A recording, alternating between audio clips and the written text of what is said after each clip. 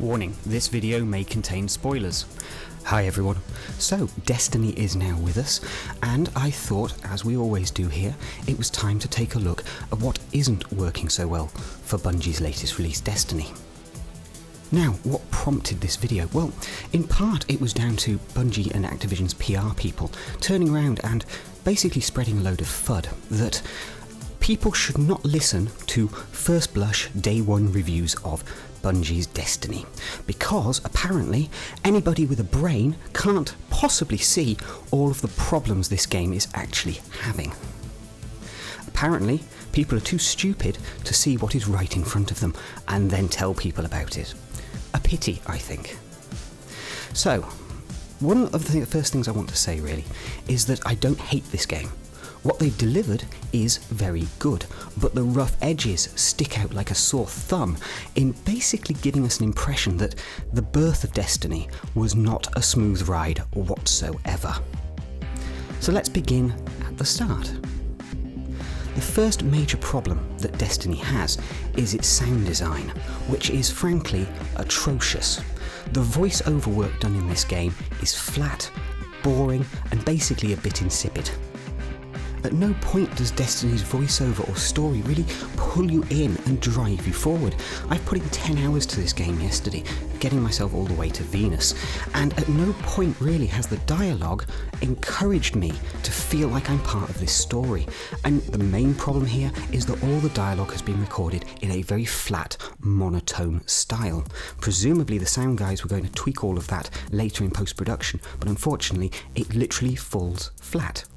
Peter Dinklage's voiceovers as your little ghost-like character is, well, basically bland. The whole way through it sounds like he's reading from a cue card, and that the sound guys basically took the first take he did and went, yeah, that'll do. And it also extends to all of the other characters you'll meet as well. None of the dialogue sounds like it's being delivered with any urgency or gravitas whatsoever. It's bland, it's boring, and it does nothing to serve the story. It's a real pity, and in part I wonder if all of the shenanigans that were going on with the loss of their sound director and so on has played into this, whether it was cause and effect or effect and cause. It really doesn't matter. What Destiny delivers here within its voice narration work is trash, unfortunately. Now, where Destiny then starts to kind of fall apart is in its mission structure, or rather lack of mission structure and variety, really. Every mission seems to start and end the same way. Arrive on planet, path across map, find area where you can no longer respawn, trudge down a few corridors, getting to rooms which are filled with wave after wave of enemies, like Horde mode. Eventually find your way to a boss, kill boss, teleport back out. That's it. Over and over and over again.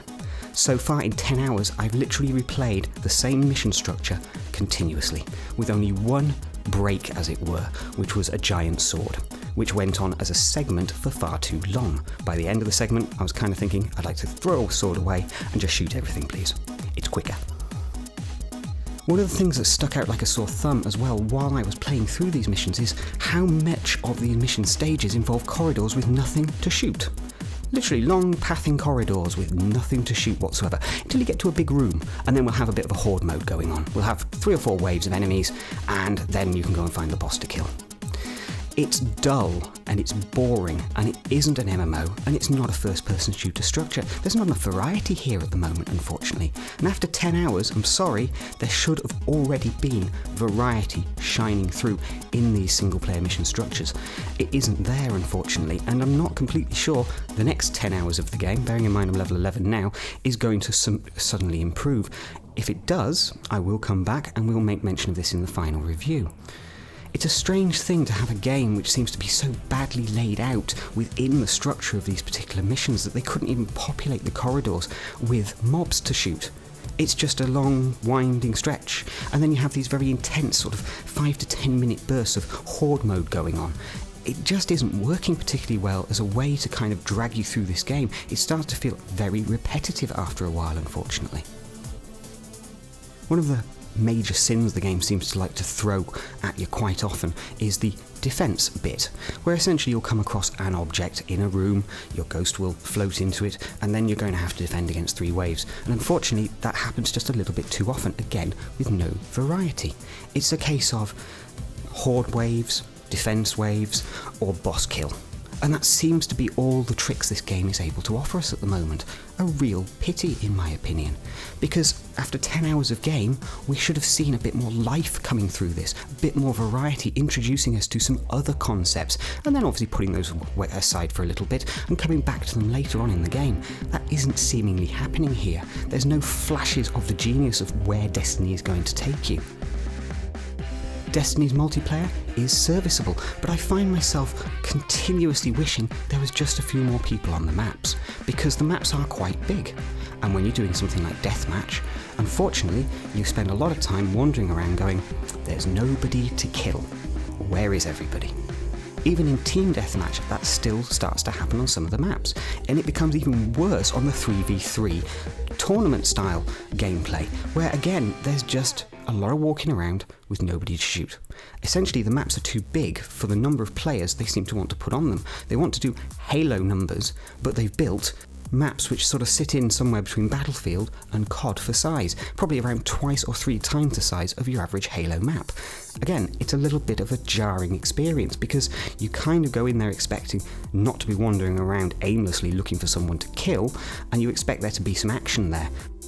Now, as I say, I don't hate Destiny, but I think we have to take off our rose-tinted glasses when we're playing a game to see what the developer has truly delivered, because underneath all of those smoke, mirrors, big sparkly explosions, etc., is a game which isn't quite meeting its $500 million budget. It wasn't a $500 million budget. See one of my other videos for the reasons why.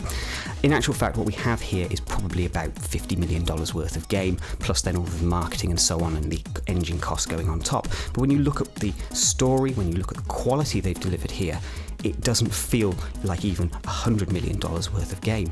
It feels like something that, again, needed more time. If they'd spent more time fixing the audio up, then we'd have a more compelling reason to carry on playing. If they'd introduced more interesting structure within each individual mission to create a bit of variety, the game would be more interesting. If I wasn't wandering around aimlessly in multiplayer matches trying to find someone to shoot, the game would be more interesting. And actually, I think reviews are going to come through saying this is high 80s, some people are going to give 90s if they're already being swayed by the advertising their particular publication is getting, but ultimately I don't think this game is going to score the really big numbers across critical reception, which essentially means all of the people who are reviewing this game say, wow, this is a 90. It doesn't feel like a high 90s game. It really doesn't. There's too many rough edges here which take the shine off Destiny, I'm afraid. But like I say, I'm enjoying the game. We will come back with a full review once we've completed it all the way through, and I'll happily make any corrections about things that have changed from the time when this video was made.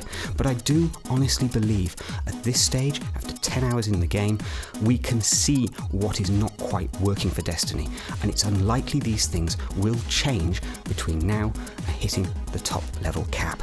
Destiny is a fantastic game, but its rough edges shine brightly. Thanks for watching. Do please subscribe to us on YouTube and Twitch, and please like and comment on these videos as well. We love to chat.